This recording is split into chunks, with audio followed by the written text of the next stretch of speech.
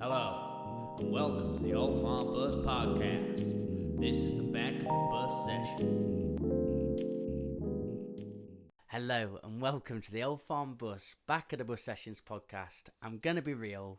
We've just recorded for about 15 minutes and realised the technology had stopped recording. We're back. Rosie. We're back. Rosie Frost. Hi. Welcome. Hi again. We did so good. It's fine. We can recreate we were it. on a whirlwind, and then we got into the depths. We were here. Should we go back there? We can go back there, mate. It's fine. We can do it all again. Where we started and what we were talking about. Yep. And I'm going to attribute that to your handling of a situation. Yeah. Because then you was like, let's go. Doesn't matter. To me, I was like, oh my God. No, it's fine. Like, let's take it. But we were talking about your energy and your warmness. Yep. And you were sort of saying that there was a moment in time where you didn't have that. You Yep. were very shy. You were sort of the lanky girl at school. Oh, yeah. And we were trying to pinpoint and hone in on where you think that had come from. Yeah. Your sort of saying was, I don't know. I don't know. I'm trying to think. I've had a bit of time to think. Yeah. And I must have had confidence at school.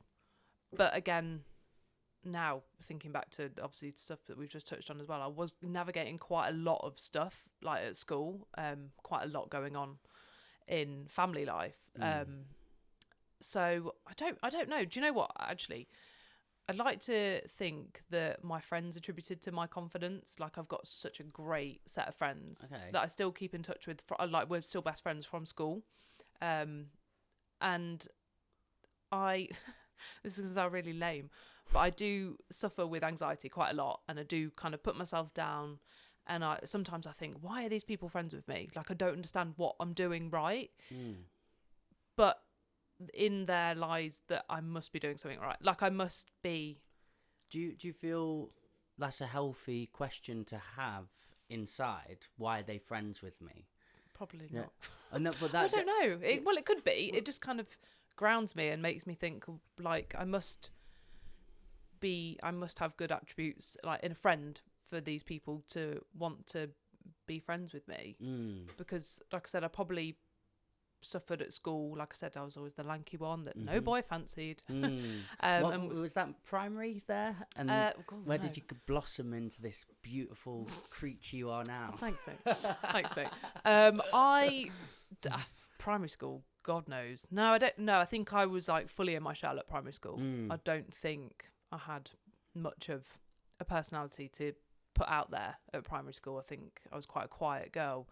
Secondary school, like I said, I met all my friends and kind of found who I wanted to be in the fact that, like I said, that I dressed differently to other people. My hairstyles were different. I didn't try to fit in. I just naturally drifted from group to group, like you said, the butterfly. Yeah. And I think that's sometimes the best way to be. Like I see so many people now, like really trying to fit in and really trying to. Was there nothing innate or inside that said, "Oh, I need to fit in there. Everyone else is, and I need to pick a group"? Or did you have a bit of an identity crisis, so to speak? Or did you feel very comfortable in, I'm just going to pop about and sort of. Yeah. Knowing me, I don't think I did feel quite like confident in to just pop. I must have had some form of identity crisis. Like I've got to. For the person that I am, I must have had a bit of a wobble. But I genuinely don't remember having that or what kind of got me to be the confident person that people say I am today. Yeah. It really shines across. And I've loved having you work with us here before because when I asked you to come here, we do workshops and I love passions and skills. I think that's great. Yep. But also one of the most fundamental things I want to put in front of the young people is just people. Yeah. Do you know what I mean? With the traits and the beautiful sort of things that you can emanate, and that's your energy for me. Yeah. Yeah. I'd like to think people have always kind of said I'm quite an approachable person. Definitely. And I always want to make people feel comfortable. My main thing that I've always got from jobs or any situation that I do, whether it's on the actors workshop that I do, like I like to make people feel welcome. That's like my thing. I'd hate for anybody to come into a room and feel awkward and not feel safe. I'm all about making people feel comfortable. Well, there was 3 things I had in mind for this podcast. Yep. Was the actor side of you, Yep. the spiritual side of you, Yes. and the education. Yes. But we were just talking about being raised by parents that were alcoholics, and I did think there was some great content in that. So are we okay to Yeah, we can jump bounce back there as well? Yep. Also, yeah, can you just reflect back to it? Talk about your experience as a young person and some potential scars that you felt that left upon you. Yeah. So I think that I was quite a quiet kid for a long time. It was only until my teenage years that I kind of spoke up and said how I was feeling. But I think a lot of memories, I don't have an awful lot of childhood memories. I think that there's something in me that's kind of blocked those out, or I do have some. I relate to that. It's so weird. I find it really hard when my sister will talk about certain things and I'm like, nope, don't remember that. But maybe that was my coping mechanism to shut off and disassociate completely. Your sister does a lot of inner child work, right? Yes. So do you think that's helped her sort of get back into the mindset of it? Massively. Yeah. I'd never really heard of that sort of work before until the past few years when Jess has been working through it, Nick has, and I speak to other people that are also doing the same thing, and it's so amazing to actually delve back into that form, that part of you that you kind of, that really needed a lot of help. I don't know, I look back and I think that I'm still I'm very anxious. I'm quite an anxious person. I pick up on people's energy. As soon as I walk into a space, I'm like a sponge. Yeah. So if someone comes in and they're raging, like I'm automatically feeling mad. Like it's an annoying trait that I have, but I do think that I've always been. You seem to absorb the same trait, like the same feeling. Yeah. Okay. It's so sadness, exhausting. you'll feel sad. Yep. Anger, you'll feel anger. Yeah. It's exhausting. But I definitely think from being a child with dad's drinking, I and Jess can relate, and probably my mum, in the fact that it was a lot of eggshell living, not wanting to say the wrong thing, do the wrong thing, like keeping quiet. What would the consequence of that end up being? Confrontation? Not so, I don't think there was never a lot of confrontation like that. It was just not knowing of how dad would react in that moment, and not knowing whether he'd be angry or completely slurring his words and stuff, like, it just makes me uncomfortable thinking about it. The not knowing how someone's going to be. And you feel sort of one of the main scars of that is your anxiety. That's it's the eggshelling and being in. But we were talking also before, because I lived in a similar mindset. Saying my mum wasn't an alcoholic, but had a very sort of fierce attitude, and you could be really happy one day. It's quite bipolar, really, and a bit narcissistic. But with my dad, if he'd been playing on a game with me, she could come into the room and be like, "What the fuck are you lot doing?" And I was saying I felt quite unwanted by her. So the eggshell thing I really related to. But now I can go into rooms and pick up on an energy, but I can work with it now, if that makes sense. Yes. I know how to sort of talk to people in a certain way. I don't know if it's manipulation or if it's kind of trying to meet them where they're at. Yeah. And So Chrissy noticed that the other day. She was like, my mum was in a bit of a headspace here, but I'm an adult now, so I'm like, oh, I can deal with this in a different way. I don't want to pass that on to my kids. Yeah. So, yeah, I suppose I had a bit more of a, see it as a superpower in a way, of reading a room, reading where people are at. Do you feel that's developed into your life? Yeah, I definitely think, like you just said about the superpower, I think it's definitely a strength. Yeah. To be able to, because when you meet some people that are so unaware of a room and just say or do things, and you're like, yeah. Maybe I'm too hyper aware, but I would rather that than be completely unaware. Yeah. But it's draining. I find it can equally energize you, but it can drain you at the same time. And I've realised now, especially in the job that I do, that I always looked at Jess and Nick and how they would need to recharge. With the job that they do, it's quite taxing, not taxing in a bad way, but it does take a lot of your energy away. And I've now realised that I do need to recharge quite a lot of the time. So when you're at school, Yep. and because you were saying that this was the case from probably 5 years old, quite young. Yeah, from what I can, again, it was probably before, because again, me and Jess were discussing a place that we lived, and I would have been younger than 5 when there was an awful lot going on then, but I genuinely don't remember.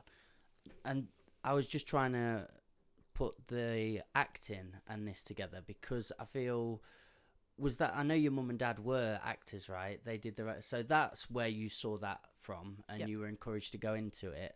But do you also feel you got to immerse yourself into a different reality and a different world? Do you think that's what acting did for you in being in a drama class at that time? Yeah, absolutely. I think for us at a young age, being taken to the Little Theatre and going to Ghislaine's, where we used to go on a Saturday, I think that was one, to keep us busy, because it was quite a turbulent like home life. But it was definitely my mum's passion for acting that kind of steered us in that direction, and I'm very grateful, because I love all things acting. But it would have been, now I can say that I love to do acting because I can be whoever I want to be, and you don't have to be you for a bit. Yeah. And so I definitely think that I would have embraced that as a child. And just kind of getting my creativity out at such a young age, I think was vital for me. So you felt your reality wasn't unbearable at any point. No. But that was just a new space where reality was really enhanced. Yeah. And beautiful, and whatever you wanted it to be. Yeah. Were you encouraged that early on in that class? Was it a good one to go to? Yeah, I think we loved it. Again, I say I think. I just really love drama too. I didn't really pursue it as a young person, but all the friends I've got in that world, I'm like, every asset that it takes to make it in this world, drama seems to have in it somewhere, and you all exhibit that. You're very confident, and you're outgoing, you network with people. Yeah. And these are all things that we need to survive now in the business or whatever it is. Yeah, massively. I do definitely think that it's helped me with my confidence as well. I think it would have helped me at a young age, help with just having fun. I find it really hard to relax quite a lot of the time. But doing things like acting and other hobbies and stuff does release that kind of... Being silly. Yeah, it's great. Yeah.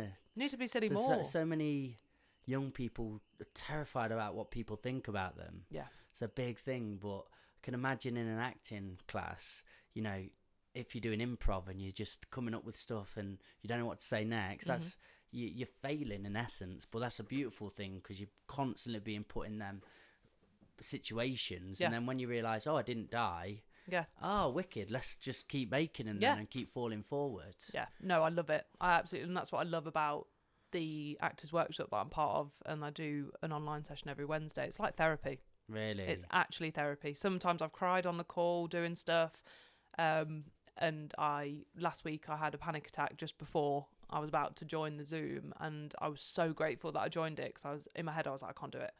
I really can't do it tonight. What would get you to that sort of hyper anxiety then, to have a panic attack? Just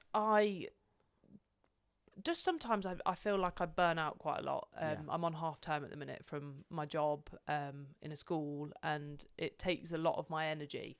And I also just have moments where I go a bit like a hermit, and I'll as much as I'm an extrovert, I'm an introverted extrovert massively. And I like time to myself, and then sometimes that turns into cabin fever, and I'm like, I've spent too much time on my own at home, and I just sometimes, Mikey, I don't understand why I get so anxious or have panicky moments. They come to ruin my day. Yeah.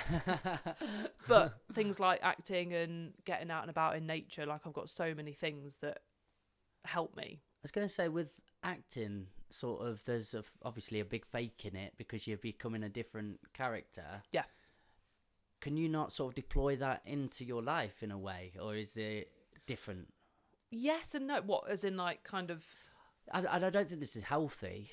That's like mask wearing, isn't it? It's like putting on a different mask. I was just reflecting and thinking, as an actor would, like, this is coming on. I was wondering if there was tools and techniques that you've learned throughout the years of doing your acting that give you that opportunity to, well, now I'm going to become this for a bit. Yeah. I'm going to play this character. Yeah. Don't know if it is. I it's a healthy thing, I but- definitely think other people would agree that they would do that. I think, like I say, it's kind of tapping into the different masks that we put up. So I think everybody naturally does that anyway, don't they? Yeah. But I'm trying to be as authentic as possible, and be as me as, like, I always across. thought, like, what you see is what you get kind of thing. I got like this when I was like single and dating. I got to the point where I was like, if you like me, you like me. If you don't, you don't. Like, I feel like I reached a point, I don't know what age I was, where I just didn't, not that I don't care what people think, but I've just got to be authentically me, and that's it. I can't be anyone else. So you never try to amalgamate yourself, even through males saying X, Y, and Z, and you then basing yourself on that and thinking, oh, I've got to switch it up then, or oh, I've got to be this. You just thought, I'm not actually the problem. Yeah. Like, it doesn't, that's a good thing, isn't it, though? It's like, we aren't suited here, and that's fine. Yeah. I'm still going to unapologetically be this. Yeah. Because that's a big thing, and that's a trait missing in many, many people. I'd probably say that I do this a lot, and then I'll probably falter and not be like that. But I do get to a point, it's like, I don't really get nervous anymore. I don't, with loads of things, like, well, some, like, performing, acting wise, sometimes I will get nerves, but just in meeting new people and stuff like that, I don't know. As much as I waste my energy worrying about other stuff, I don't waste my energy on that. What's the difference from a panic attack and being nervous, though? Are they different? Like, nervous, okay, is kind of like, I enjoy that feeling of nerves because you can create that into like an excited nervousness. yeah, Whereas here's a new experience. as like, I'll speak about it with my sister a lot, I feel things physically. So when I'm having a panic attack, I'm feeling it way more physically. So Yeah. I've got that like anxious feeling in my stomach. I feel like I can't breathe properly. I feel like that the panicking becomes so physical for me, Yeah. as opposed to the nerves are kind of, I suppose they're both physical because it's kind of like the excited butterflies. But I don't know. It's not usually triggered at something that you're looking forward to then. So if you're going into an audition, Yeah. you wouldn't always get a panic attack there. No. You get the nerves that channel you forward. Yeah, I'd get the excited what would often nerves. trigger a panic attack then? Oh God, all types of things. Yeah. I struggle, and I don't like to harp on about it because it's boring, but I struggle with my hormones quite a lot. Okay. So I find that during certain times of the month, I am way more anxious or feeling way more not myself at all. Like, I feel like a different person. And I struggle with that. Bloods done and everything? I want to say I have. I don't actually know. But I've spoken to doctors regarding that and doing things to, like, I track every month certain symptoms that I'm feeling, and one of them is like a massive dip in my self-esteem and feel quite low and stuff like that. So I think that does attribute to my panic attacks that I'll have, which is so funny that people think I'm like a ray of sunshine when I walk into a room, because actually I do get periods where I feel quite low, which for some people, they find it hard to comprehend. hard to comprehend that.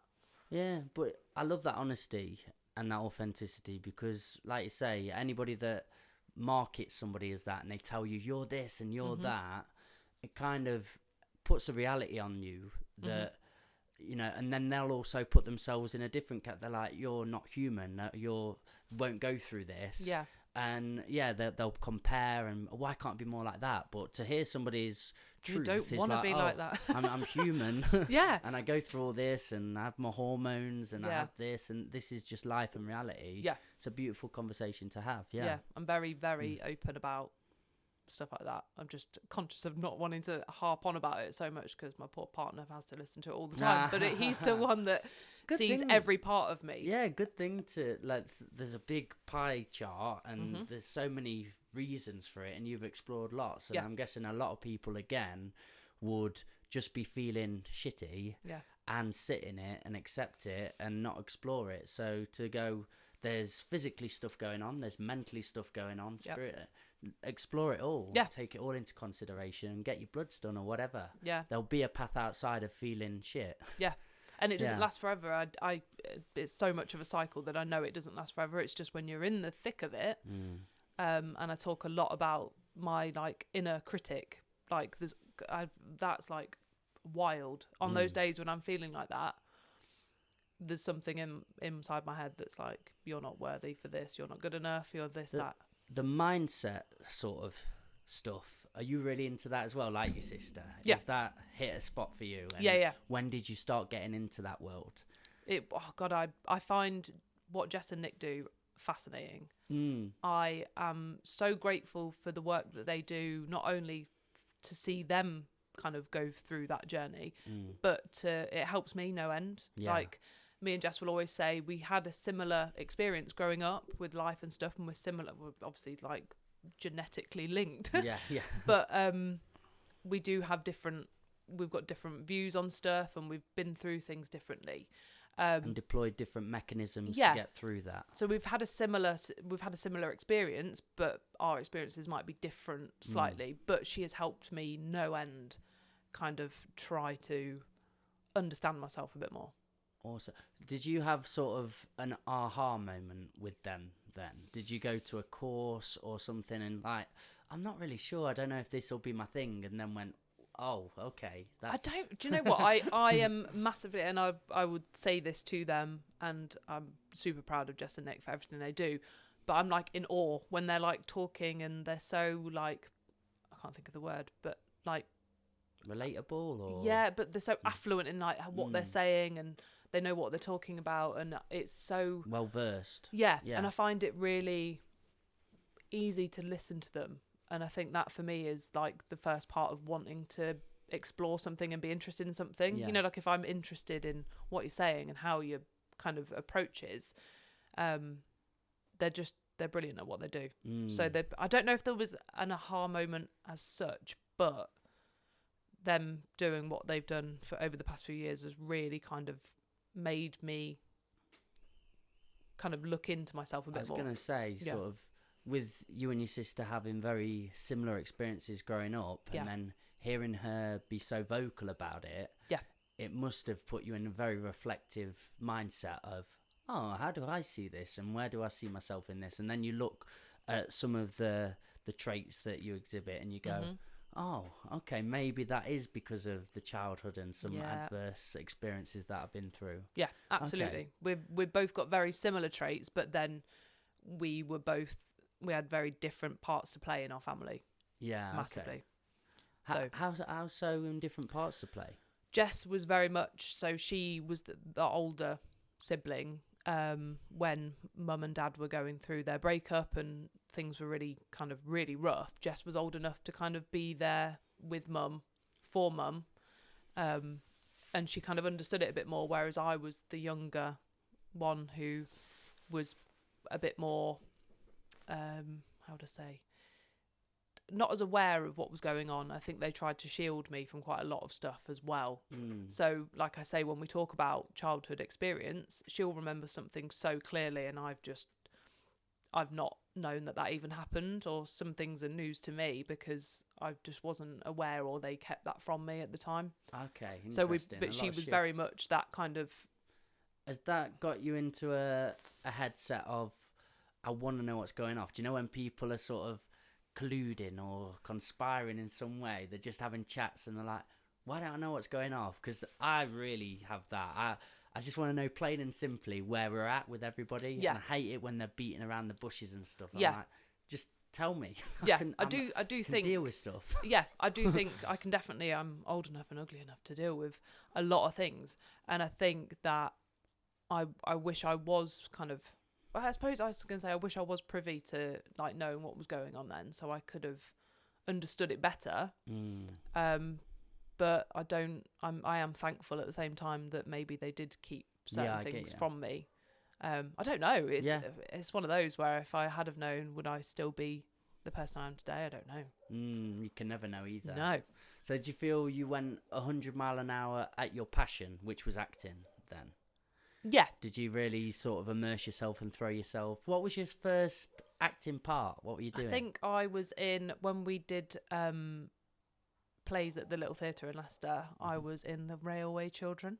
Oh, I used to love classic. See, every Christmas, right? Could not remember the name of the part that I played or anything about it, but that was the main production I remember. Speaking role, right? Do you know what? I don't even know.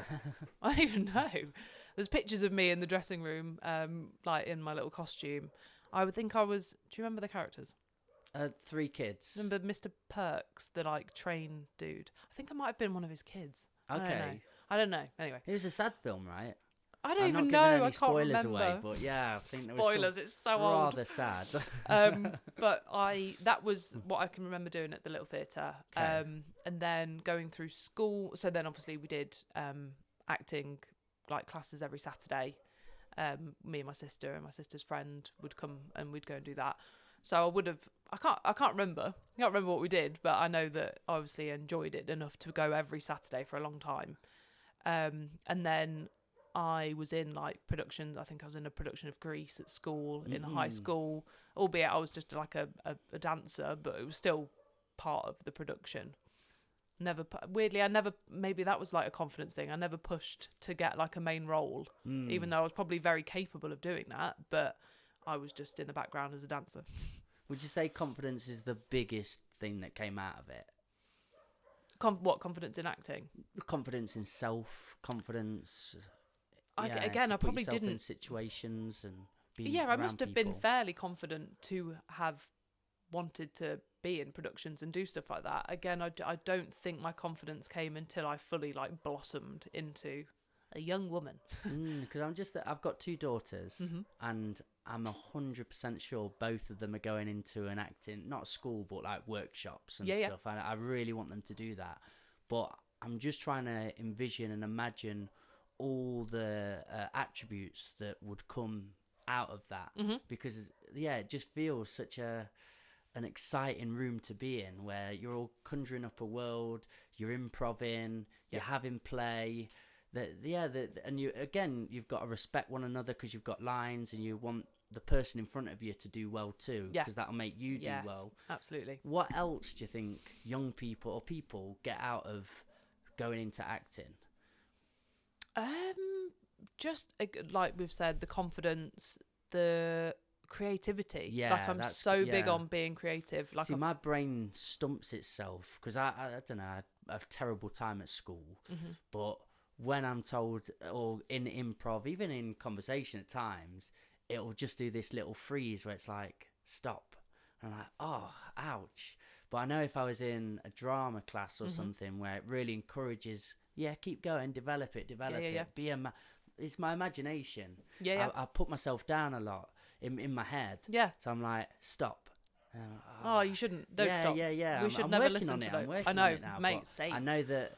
I can imagine a drama workshop would really encourage that. It's pushing you out of your comfort zone. Yeah, I that's love a that. great Even tool. though I hate you'd hate the thought of being pushed out of your comfort zone, I actually love it. What's the most uncomfortable you've been, but thinking this is great in a role? Have you? Oh, not necessarily in a role, but I was recently part of the Actor Jam, which is an evening that's put on by Nexus, like a group in Nottingham, Midlands actually, Nexus Midlands, and the Actors Workshop, and you got to put in a monologue.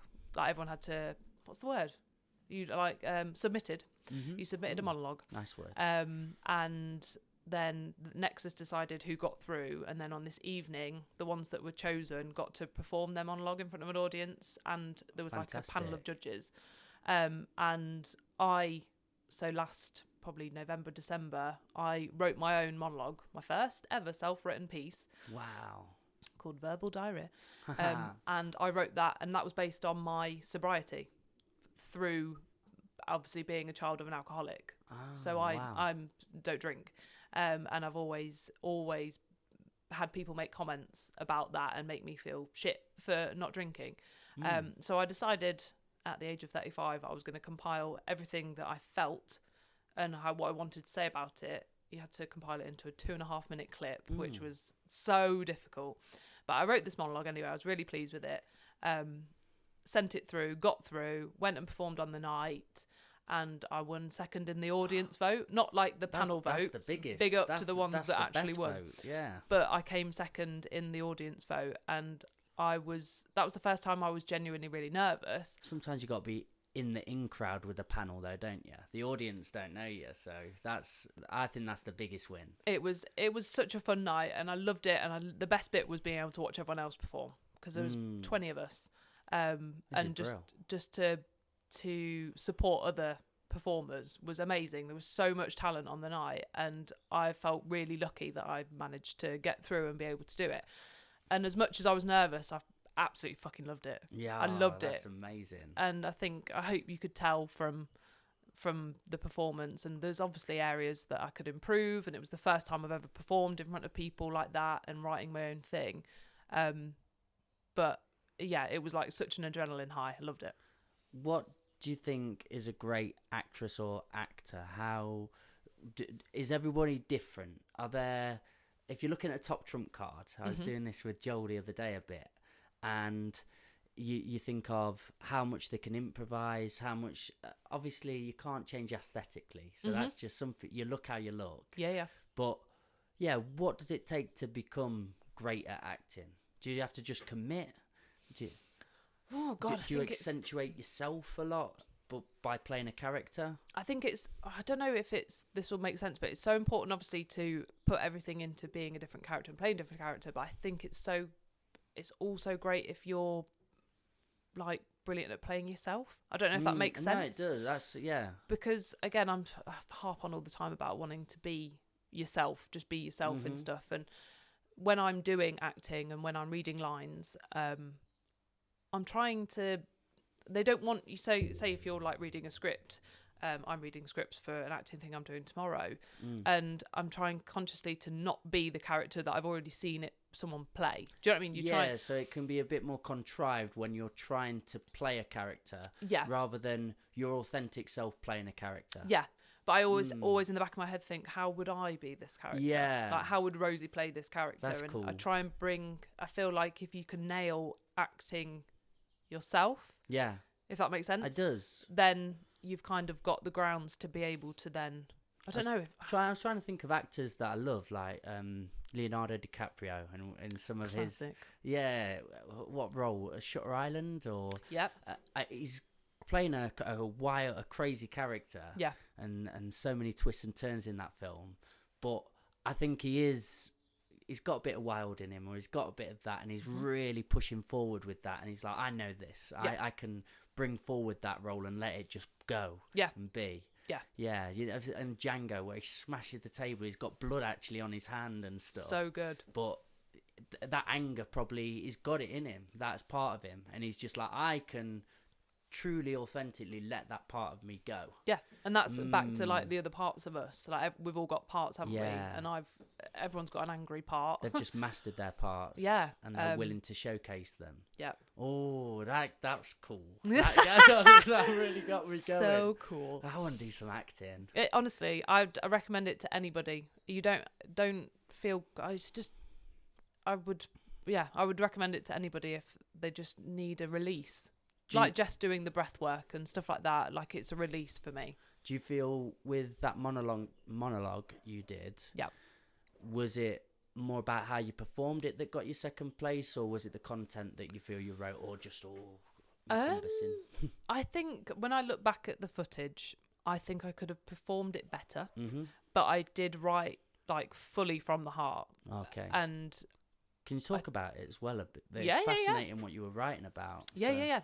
Like I said, I've always dealt with people, so I've not drank for a long time, and people always kind of make not assumptions, but if I say it, they're like, oh, all right, like what do you do for fun? Like they kind of would. There's a stigma already. Yeah, such a stigma that I'm boring, and I'm like, oh fuck off. You're the least boring person I know, honestly. Thanks. Yeah, I'll do that.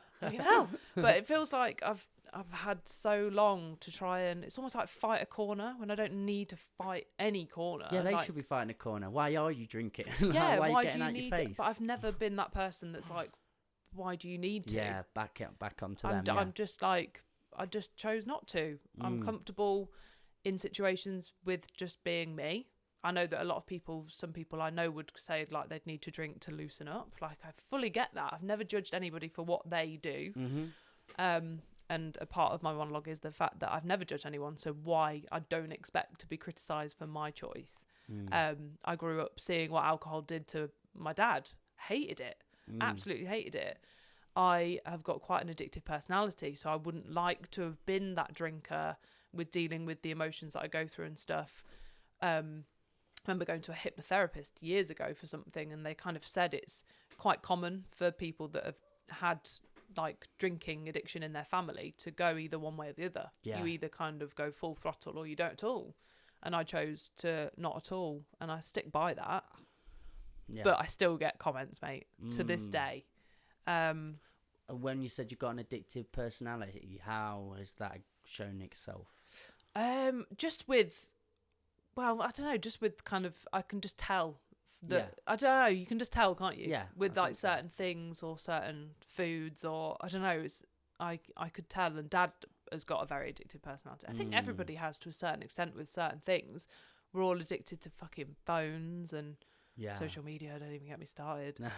But in that sense, we've got that kind of addiction.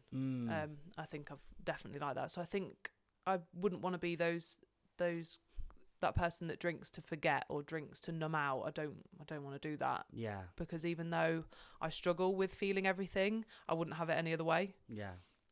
I remember watching a documentary, and there was a guy, Professor David Nutt, who is the best person to be studying drugs and the addictive qualities of drugs and addiction on itself. But he did 2 studies, and there's one, have you heard of Rat Park? No. It's quite cool. It was looking at societal, why we turn to drugs. Yeah. And they'll put rats in this rat utopia, basically. Okay. And they have 2 water systems, and one's laced with cocaine and one's just water.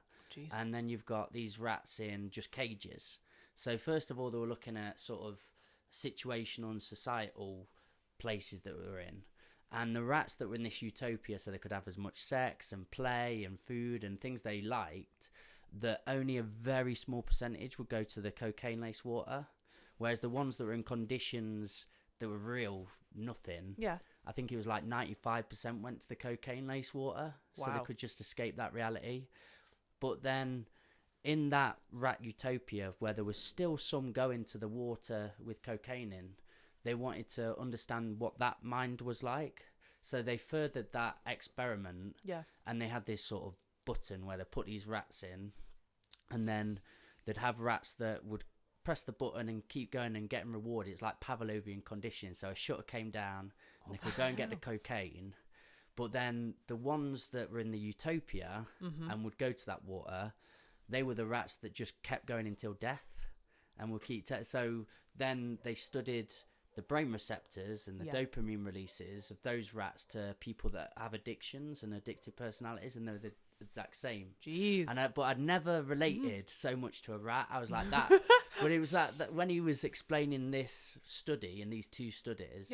sort of societal and then actual like chemically and physiologically what's going on, I was like, oh yeah, it kind of answers a lot of things for me now. Because I remember being at parties and getting on whatever, and then everyone's just chatting and having a good time, and I was there like, is there more? And it was just, you're one of those rats. Oh, I do that because I was in a good environment though. I was like, this is all cool, I've got my friends around me.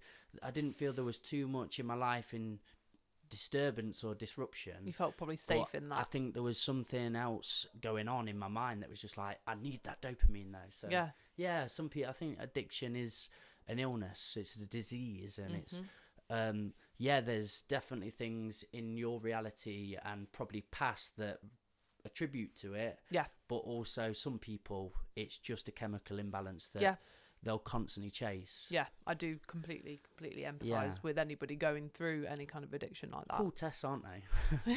Interesting. It's a great documentary. Yeah, I need to watch this. I've got into... Do you like your documentaries? I do. I was recently watching... This is going to go off on a tangent now, but I was watching that Laura Whitmore investigates incel. Okay. Blown my mind a bit. Go on then. Men that hate women.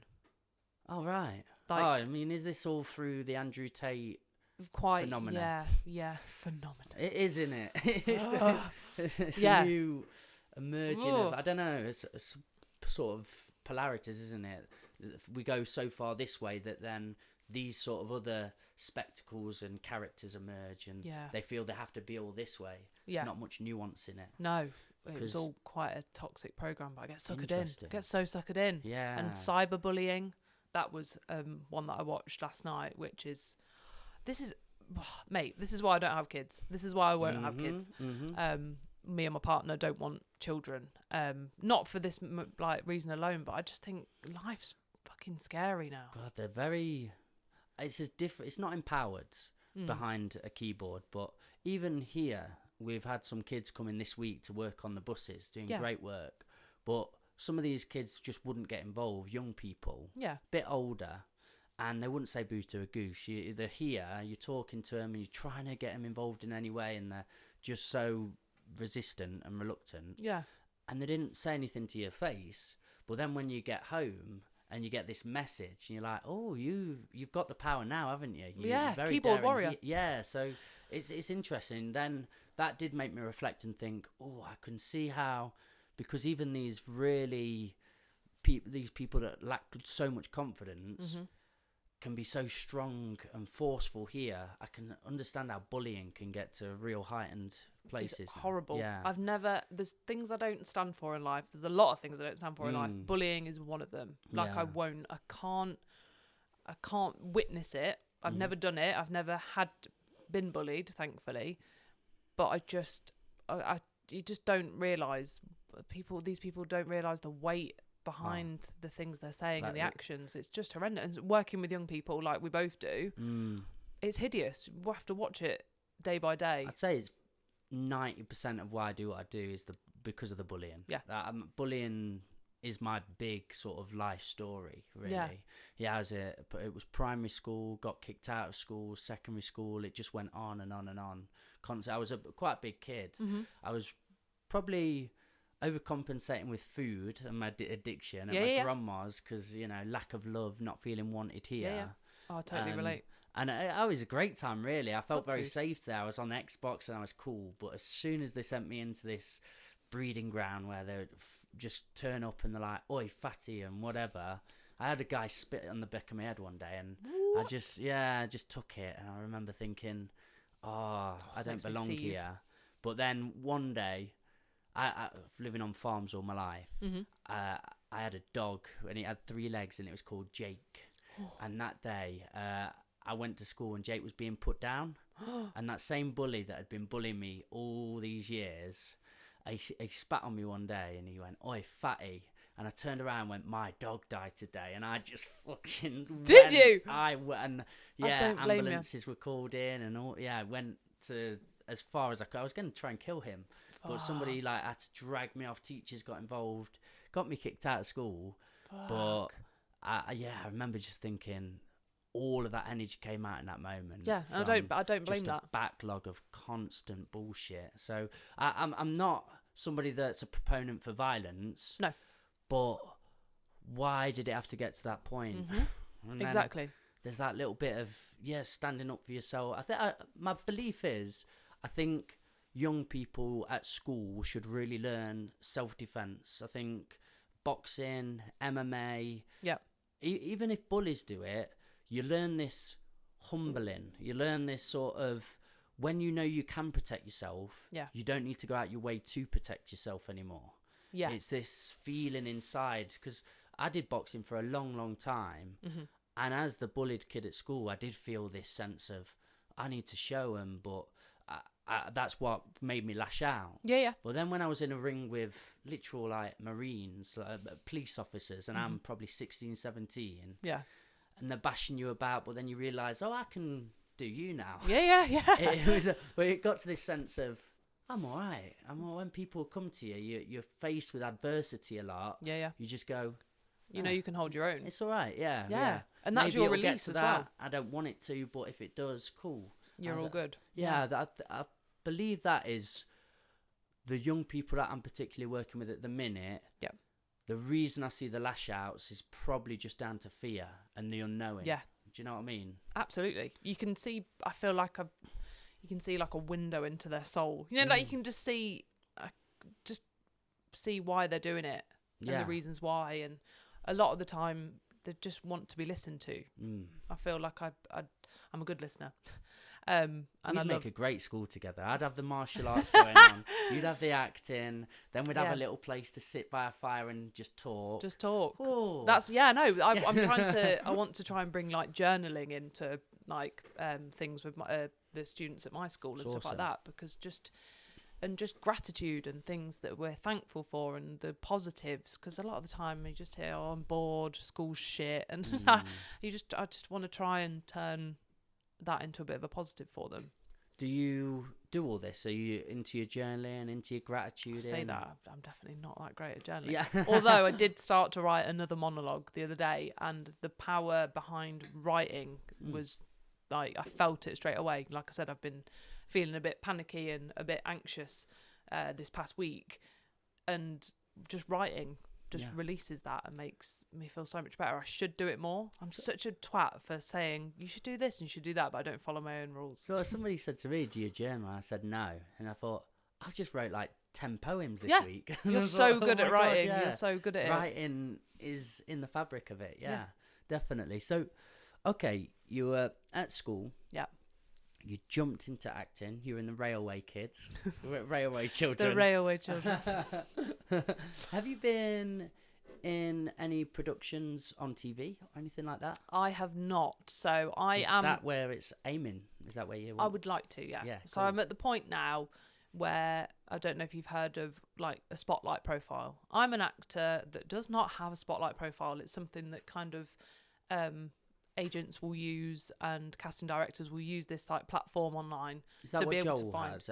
He will definitely have like like Coronation Street, something ITV, and there'll be spotlight? Yeah, there'll be footage. There'll be footage and stuff like that. So it's basically a profile that you have online for people to go to see all your content. Yeah, I don't have that because I've only been doing it since how many years now?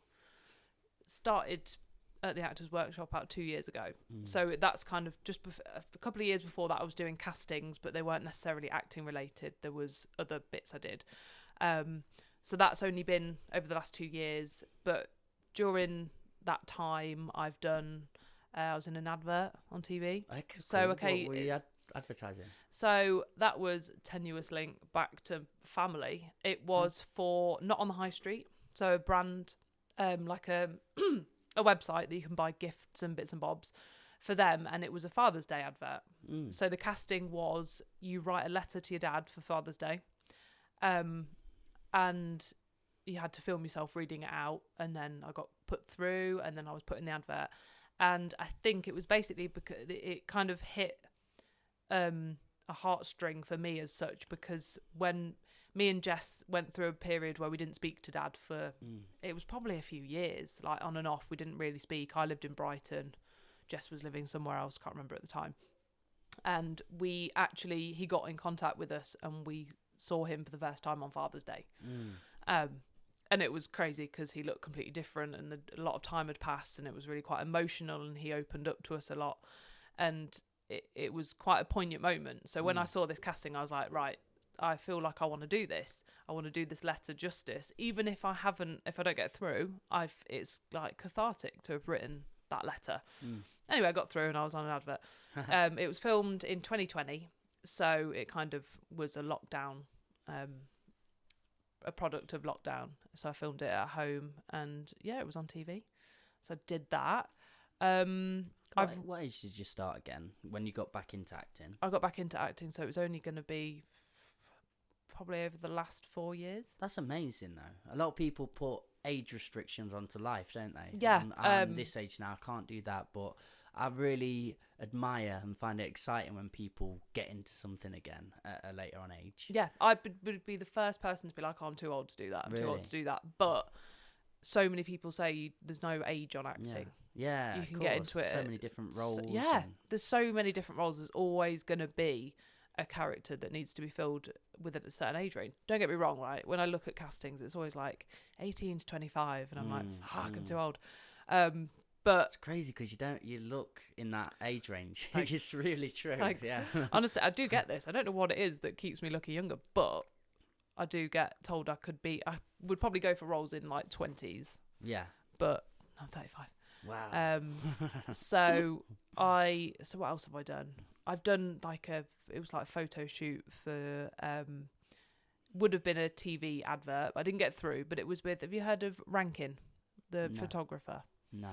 This was a while back. I got cast. The first time I started to work with a lady called Carmel Cochrane. Cool. She's got her own casting company, and I got put through for this casting it was for Stolly vodka. I can't think of the full name of it. It's this I don't know the name of. Sounded familiar when you said it. It's like a vodka brand. Lovely. And you got they wanted like creative people to be in this advert.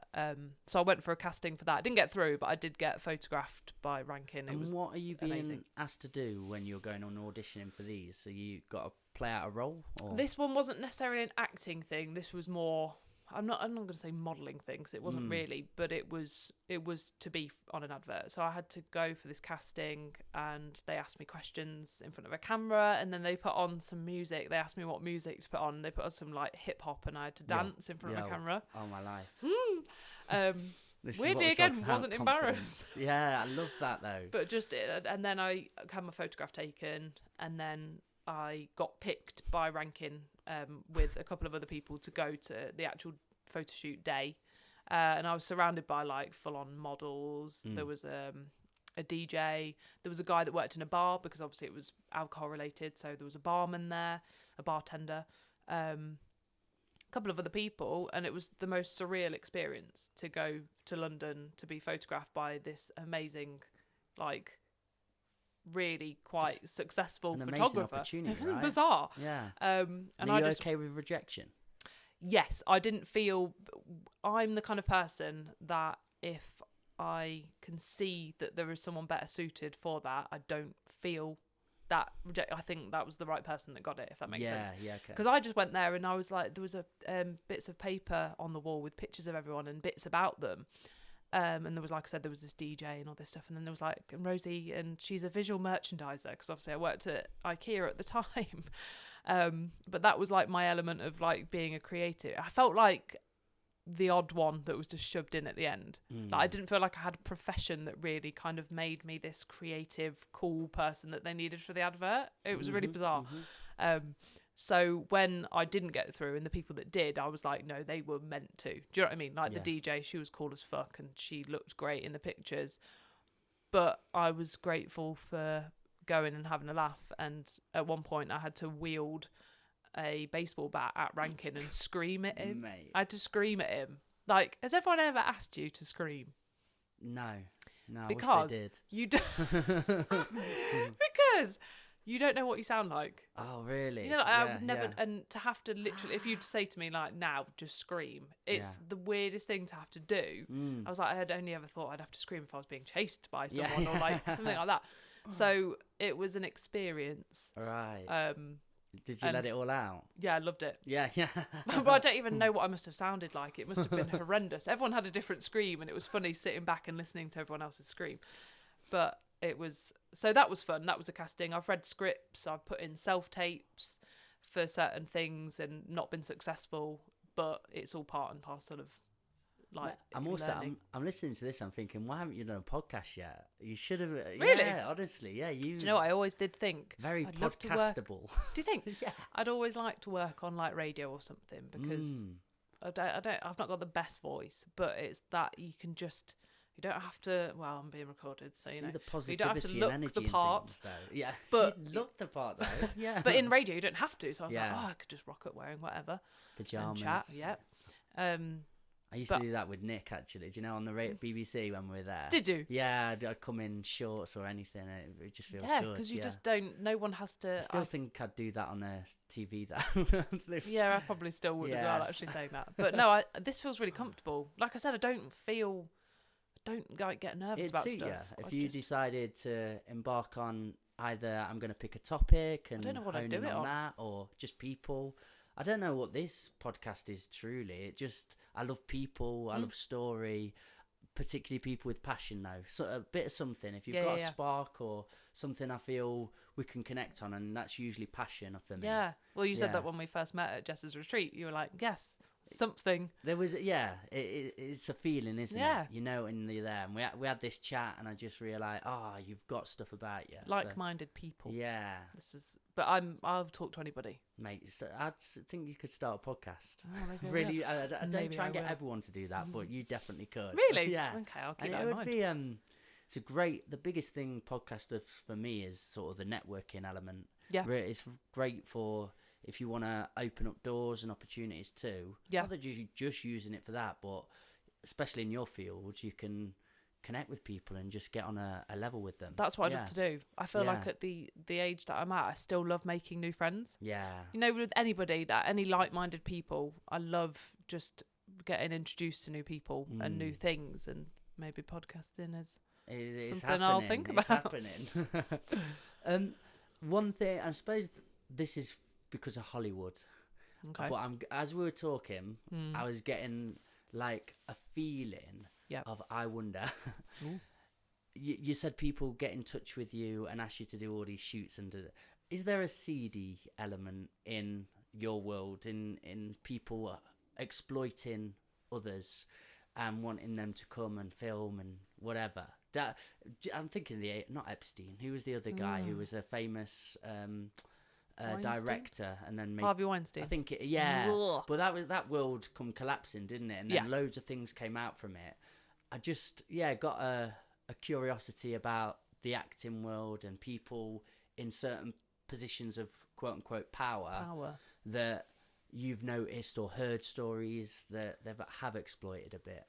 Do you know what? It's going to be really boring, but You haven't had no. experience. That's good. No, That's good. I don't. I just think anyone, people with a camera can very easily be like, yo, doing this thing. Do you know what I mean? Yeah. No, I imagine there is a lot of discreetly seedy people out there doing that and trying to And I'm guessing they prey know upon that people. actors, some really want to accelerate and push on their career, so they'll be willing to do things for it.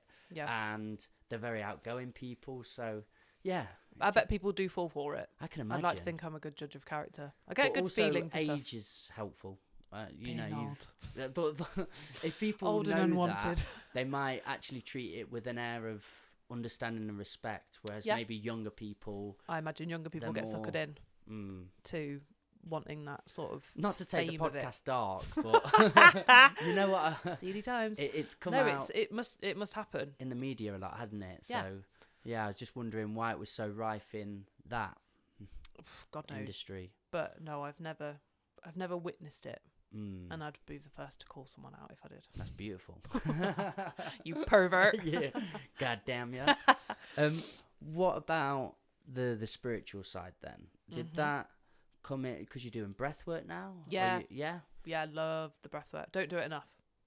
Did that come through? You're doing your acting, you're enjoying life, Yeah. right? You're having a great time. You've got a wonderful partner. Yep. Did come a time where there was a bit of a spiritual malady in you, a bit of a feeling of, I know I need something to. I'm going through a process. I need healing. Yeah, I definitely think from a lot of things, just things that have happened in life that we do, and situations that you kind of stay with you for a long time. There is a point, I think, where you do need to start kind of healing that part of you. I definitely think I've got to that with the help of Jess for sure. But I definitely.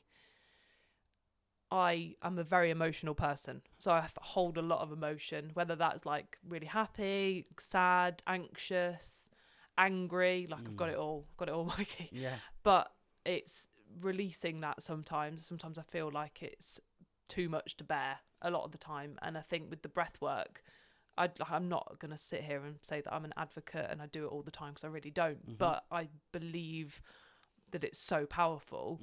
And it was doing that with Jess and Nick and Josh Connolly, who does the breath work with Jess and Nick, and there's so many people doing it now, but I was able to go, was it start of last year, I was going through a really up and down time in a job that I was in. I was very, really unhappy.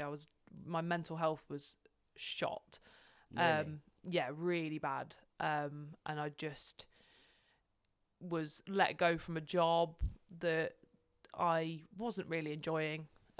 Towards the end of it, I was really struggling in myself, and I think I was surrounded by people that weren't willing to kind of understand that I was going through a lot. I got an opportunity to go and do the breath work, and it was incredible. Like the strangest kind of feeling, physically, mentally, like fully. You've probably seen or you're aware of the breath work where it's kind of doing this certain breathing technique for a while, and then stopping, and then holding a breath, and then doing it again, and then repeatedly doing it, and then at the end you end with a scream, and you let out all of that noise again, and it with the scream. Yeah, that's the only other time I've screamed. And that was the strangest situation to be in, surrounded by people in a room, lying on mats, crying my eyes out, screaming. What did the crying come from? Do you know? Had you gone into a past memory? No, it just opened emotion. Something, and I was literally you're lying on the floor, it's like, sorry, tears like rolling, like, you know, and it like fills your ears. I was filming you. Oh my God. Yeah, you were filming that one as well. But the one with Josh, that was the first time I'd ever done it. Yeah, I forgot about that. The first time I'd done it was at this venue in Nottingham. And yeah, it was obviously the emotional release coming out in the form of like actual sobbing. But then it got to then I did the scream, and that was bizarre, like, 'cause you can only really hear, you think that everyone's gonna be hearing you and finding it weird, but you only hear yourself. You don't really. And I heard Jess because she was next to me holding my hand. But that, and then it just, like, there was a calm afterwards. And for someone that cries a lot, and sometimes I get to a point where I can't stop crying, there was like a moment of just clarity. Like, I just sat there and I was like, I don't need to cry anymore. Like, I've let it all out. Did you sit with that for the night? Yeah, just sat there. Like, they're really good at like letting you sit afterwards and just take a breather. Ha ha ha. To just kind of, it's not, because you can feel loads of different sensations, like quite lightheaded, like it feels like you're high, like it's really bizarre going through the breath work, and then afterwards it's just like good time for reflection and just to chat about what you experience. Some people experience different to others. Some people don't feel emotional at all, and then they feel like they've failed, and it's like, no, it's just not been the right situation for that to come out. There's no wrong in this. Yeah, there's literally no wrong in it. The second time I did it, do you remember? Oh my God, you would have been filming it. When we did it at Jess's retreat, and I got that like weird hand thing. Crab hand thing. That we talk about, what was it called? Yeah. I can't remember what it's called, but I've just realised that you would have captured that on camera. That's quite embarrassing and funny at the same time. Yeah. But that was like, I'd never felt that before. Yeah, they knew that was a possibility there. That's part of it. And they said that before, and I remember Josh saying that before, and I was like, fuck that. I don't want to get weird hands. And then in Jess's, I got these like pincers. Yeah. I'm really annoyed that I can't remember what it's called. But it's fascinating, though, isn't it? That's but I'd never even thought that was the thing. Response. Yeah. But I'd never really realised the power of breathwork. So breathwork was a big one for you. Yeah. Inner child work. Yes, I think I don't do it as much as I should. What's the thing that's most resonated with you? What would you say? Look, because you're friends with Josh, I know he does a lot of work with sort of narcissistic parents and stuff.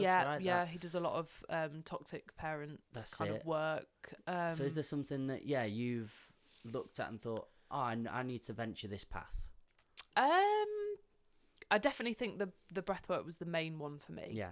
I'm really bad at. I feel like I could benefit a lot from like meditation and calm and stuff like that, but I don't do it as much as I should. Jess opened my eyes to, is it EFT tapping? Yeah, when you tap different places. And have affirmations and stuff as well. Yeah, and kind of repeating that, that's helped. Jess sent me a link to her video of doing that, and I've done that a couple of times, and that's really helped. And again, just the writing, the journaling, as much as I don't do it as often as I should, I felt like even just writing the monologue for me, that was a part of like a journaling. That was something, a creative writing.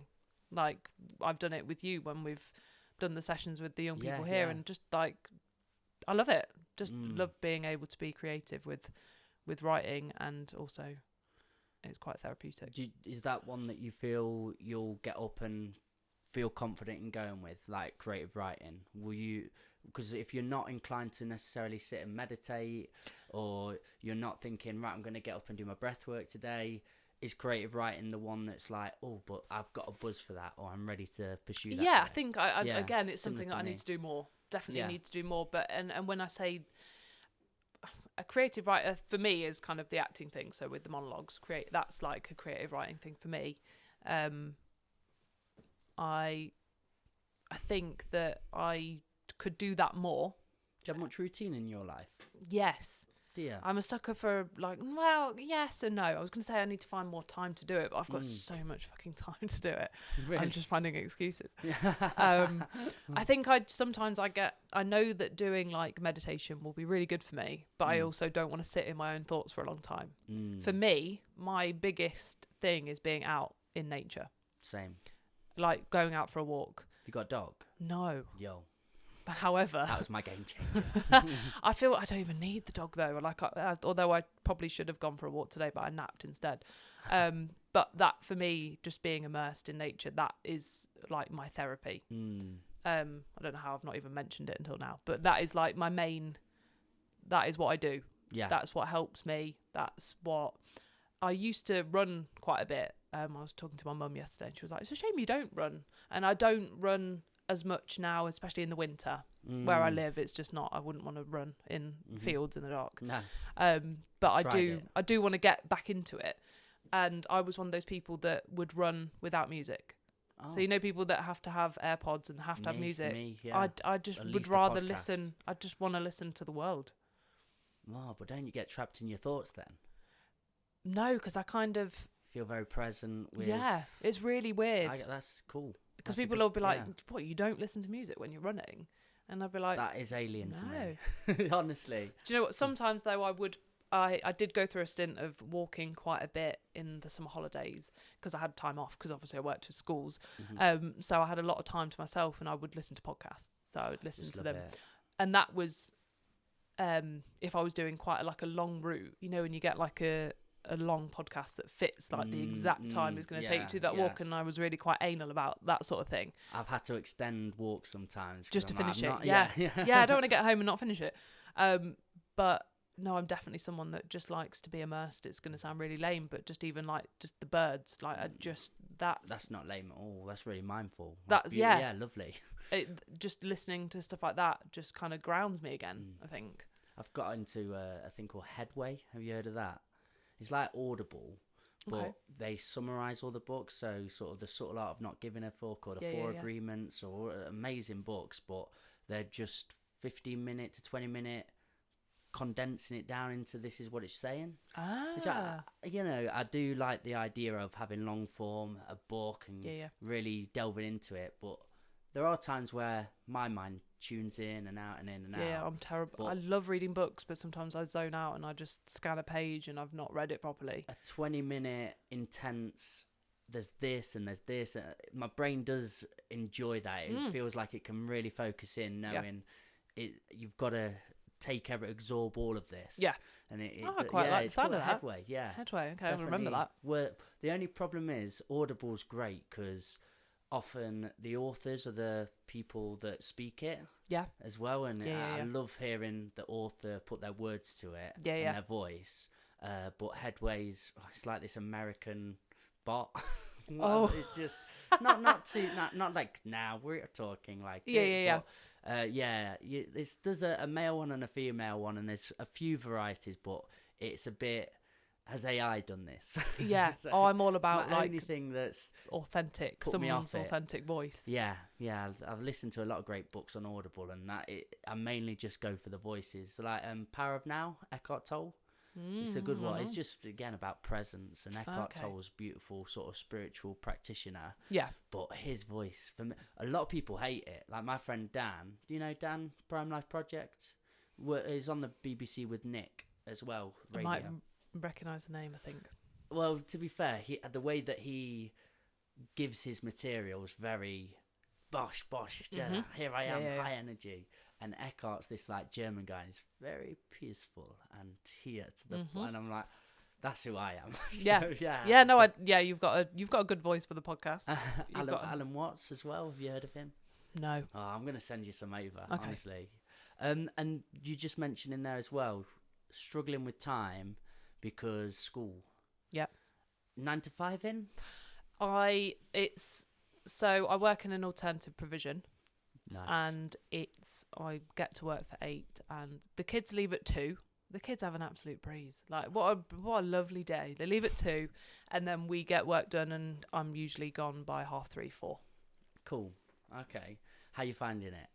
I love it. Mm. I love the team that I work with. Like I appreciate them a lot, because you'll know with working with young people, especially in that sort of environment, it's hard. It's a tough, challenging job. But the team make it. Like the team, we're all there for each other, and I've settled in really well. I've only been there since the start of December, because I transitioned from another school. I love it. The one thing that I'm really trying to work out at the moment is how to manage my emotions with the young people. In the moment with them as well. Yeah. Like I recently had one kid who decided to hate me, Yeah. and I didn't know how to take that, because I'm not saying I'm not hated by people, because I'm sure I am, but I do like to think that I get on well with people, and I'm not a pushover in this job. Like, don't fucking disrespect me, young people. Yeah. But I am quite approachable, laid back type of thing. But yeah, a situation arose where I did have to contact a parent for fucking vaping. They love to vape, man. They do. It's disgusting. I know. And I was in the bad books for the first time, and I felt really uncomfortable with that like feeling of someone really hating me, even though I know that deep down they don't. They're just angry, and they're just projecting it. They hate the situation. Because I do think I get on really well with the students there. I fit in well, and I do think that I'm a good attribute to the team. With like my colleagues, I think we all kind of work really well together in our own different ways. But yeah, it's just, and then, you know, like if they're not doing the right thing, or they're not doing, like, just not getting mardy about it, and just having to be, I've really learned that I have really struggled in the past with like what kind of people my age or adults have like been towards me, and how that I've been treated. Whereas for some reason, I don't know if you're the same, but I find working with kids, I don't take what they say to heart, because they don't know me. They don't have. And kids often are really just trying to find ways to pierce you. They're not really. It's not an attack at you, but because they're hurting, they're looking to hurt. Yeah. And it's just a mechanism, really, isn't it? Yeah. I see it as that. I look through it and see what are they going through. Yeah, exactly. Where are they at the minute? 'Cause I've always got the benefit of the doubt. To feel this deep desperation to hurt somebody often is just something undiagnosed, or something unprocessed, or you're just hiding through something. I've probably learnt that.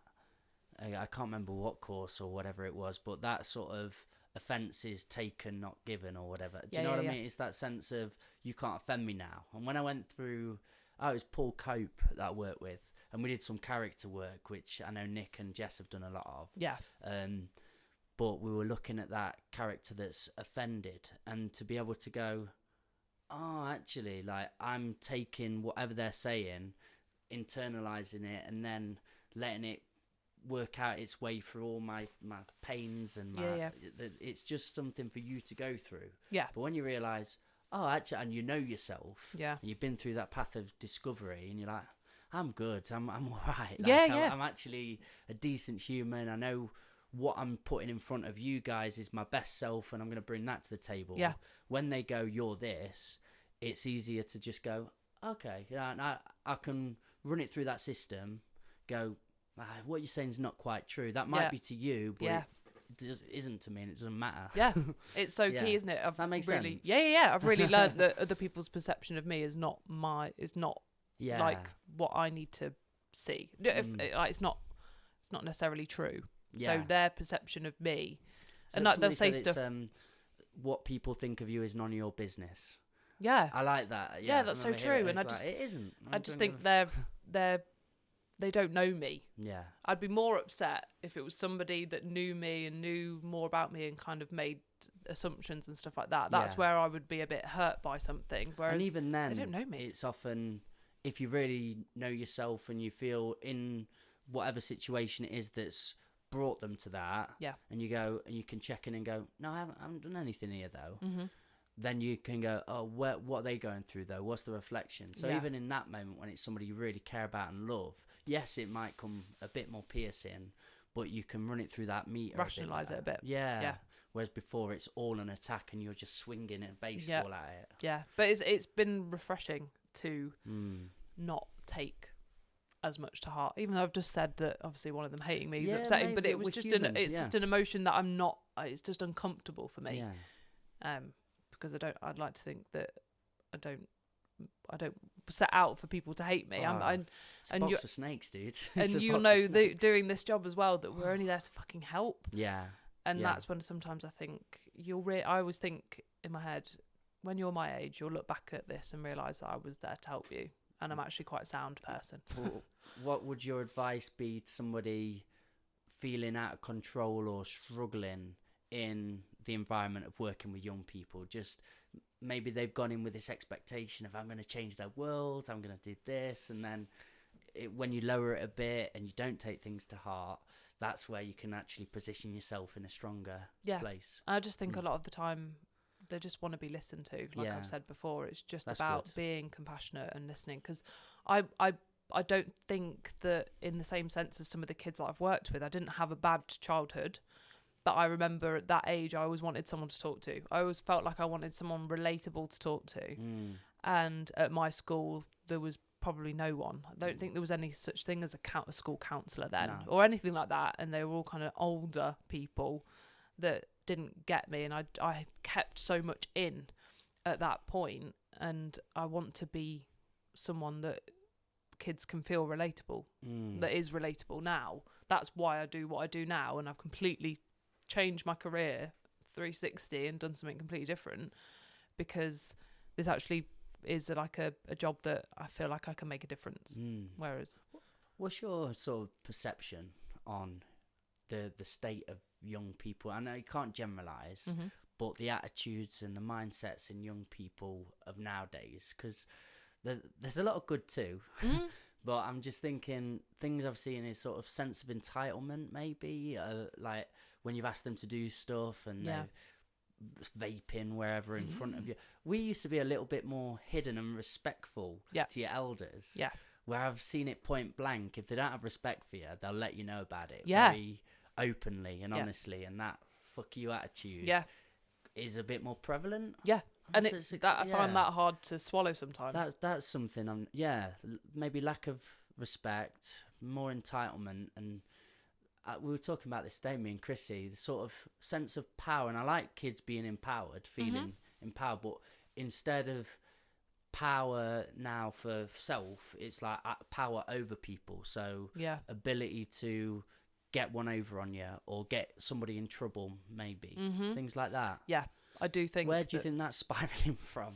Social media? Oh, mate, don't even start me. Is it that incel program or something? I just wonder. We've gone back to that. Yeah. No, I just think that that's why it's not bad for anybody that they've chosen to have kids or anything, but that's why I personally can't, because I just look at kids these days and it's so different to when I was a kid, and the pressures, and I don't even know where this sort of entitlement comes from. I genuinely don't know. The vaping thing scares me, just with kids so young and the addiction so young, because they're going off to try and hide in the toilets and vape at schools, and I'm like, man, like you're only like 14, 15.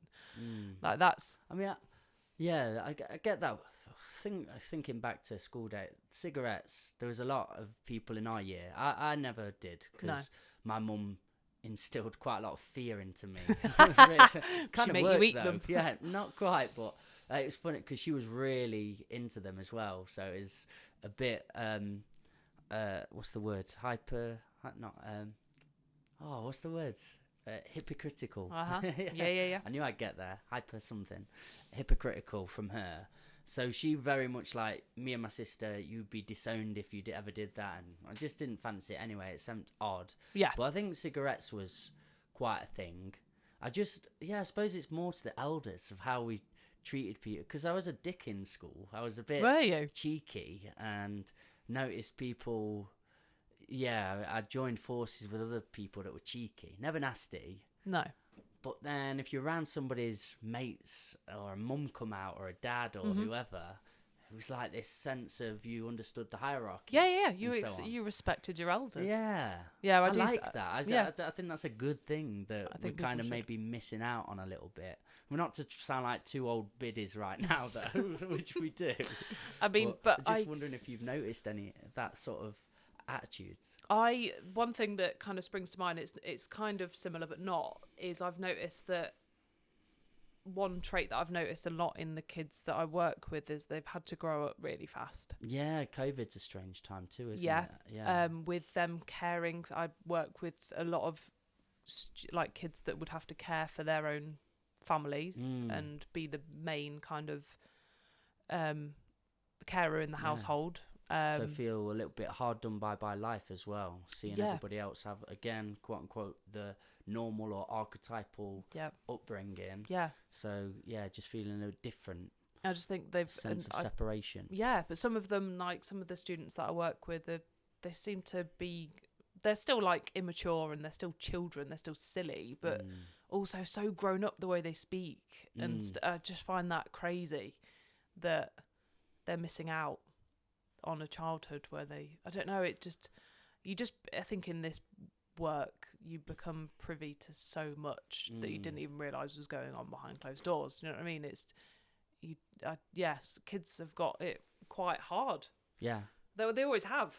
The kids have always had it hard, but it's just working in education and so closely with these that home life is the making or breaking of people sometimes, isn't it? So you feel a few things to be a good mentor, teacher, tutor, whatever you want to call it, is listen. Yeah, like massively. really, truly master listening. Yeah. And to help understand maybe, and to get be an empath in a way, to get into their shoes, and also give space and just be yourself. Yeah, be that change you want to see, kind of thing. Yeah. I'd always listen. I don't judge anybody for things that everybody's going through different things. Everybody makes mistakes. Like there's all sorts. So I'd come at it from a really non-judgmental kind of frame of mind, and I just had something in my head now and I've forgotten what it was. What was I going to say? That it was. Oh my god! I forgot what I was going to say. Podcast, it'll do that to you. It does do that. No, I've talked for so long. Does it feel like that? Keep thinking of it too, but Yeah. I won't think you're listening then. No, you can't. But does it feel like the genuine path for you? Do you know when you're turning up every day, even those hard days, or I bet you've finished school crying sometimes, or however it is, it still feels you're making a difference, or I want to tweak it, or I want to make this work because I really feel good in what I'm doing, and I'm getting something back out of it. Yep, I do. Awesome. I genuinely, even though it's the toughest job I've done, this is what I was meant to do. Yeah, definitely what I was meant to do. Or just, I always thought I wanted a job to help people in some way. Sounds like I'm like the high and mighty. I'm not, I've just got there's something I just want to give. Be of service. Yeah. I believe in that, and I think that's one of starts our with young needs people. Yeah, as a human, I think. Yeah, we need the self needs, and we need validation, love. There's certain pillars that we need, but to be sort of something more than you are, and to give, and to be a server of others. Yeah, I think that's one of our pillars. Yeah, definitely. And I think because I'm not having children myself. That to everybody. Yeah, I think that when they're in struggle or dissonance, I think it's when they're fully in ego. Yeah. So they're just serving themselves all the time, and just, everyone hates me, or everybody loves me, and it's all me. As soon as you go change the goalpost to how am I helping? Yeah. It takes all that weight away, doesn't it? Yeah.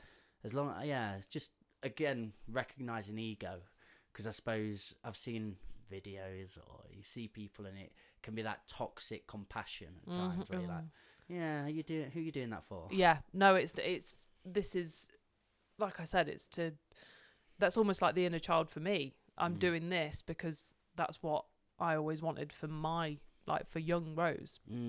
Have someone to talk to. Yeah, that's cute.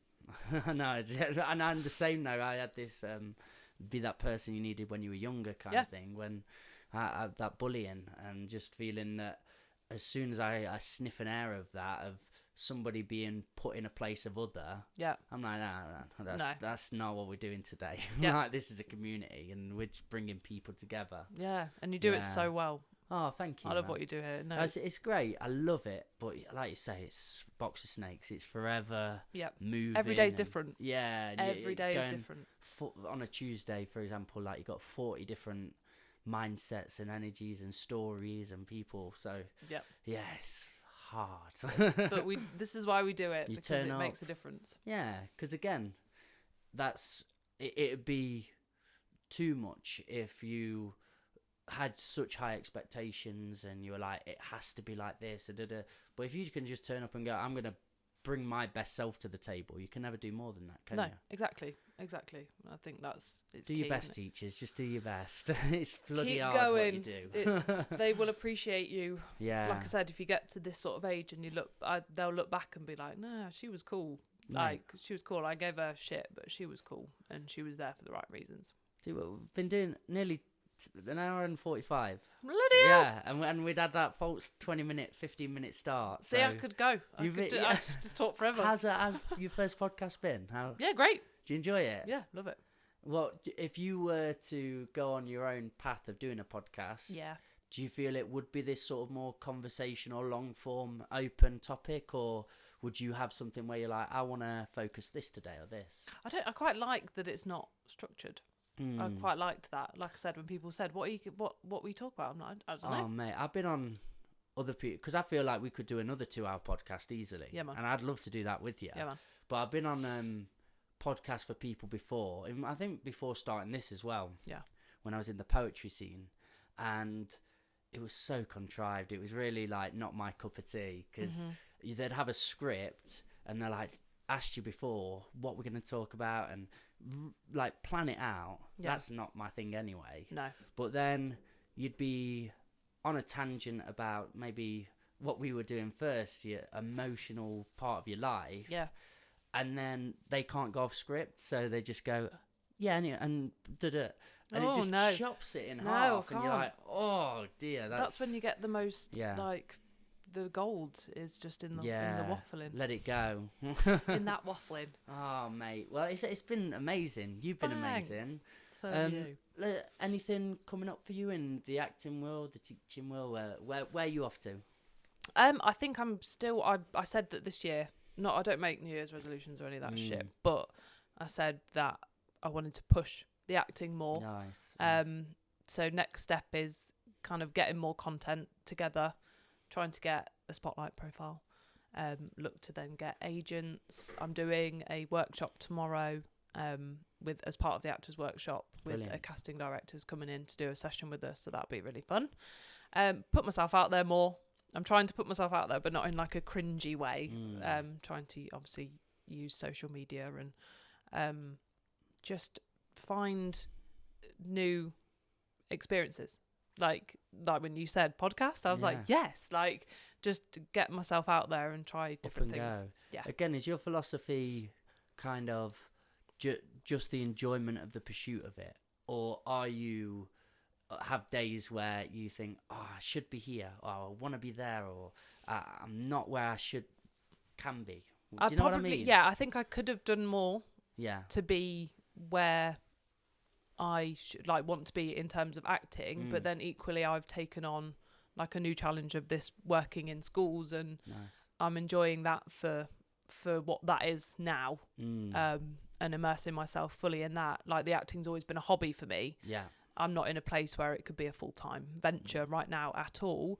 So I'm just trying to balance things in that respect. And I obviously do the workshop every Wednesday, so I'll always be doing acting. It's always there, but I think I just need to push myself a bit more to create more content.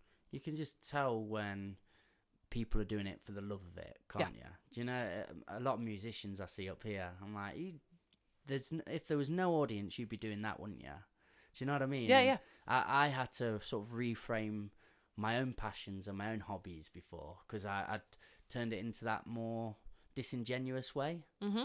And when you go, do I want to be doing this or not? And you go, well, I definitely feel better when I'm doing it. It's definitely like, if you look at a clock before you start and then after, you go, what the hell is that? Mm-hmm. That's a good sign, isn't it? So, fall back in love with that. Yeah. Right.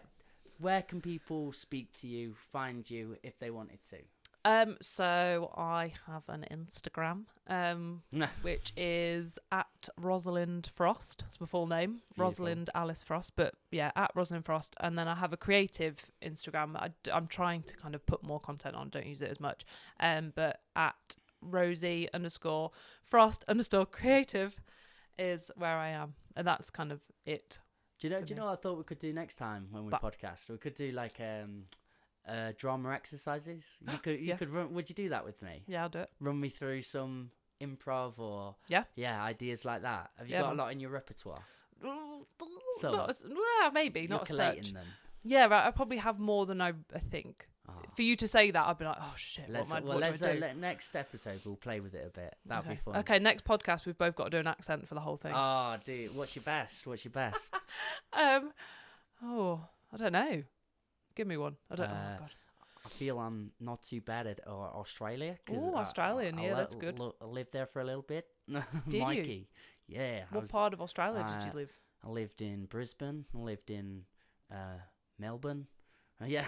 So I like to do a Scouse accent. Oh, that is good. When you say custard cream. Yeah, that's Gives a custard cream and a can of Coke. Oh, nice. Do you feel you could actually do an episode or a character in that? You feel? Oh, do you know what? I've never been asked or never had the opportunity to do it. So I don't know. Do your own version? Like, do you know how people are TikToking now? And do you know what? I don't have TikTok. Yeah, okay.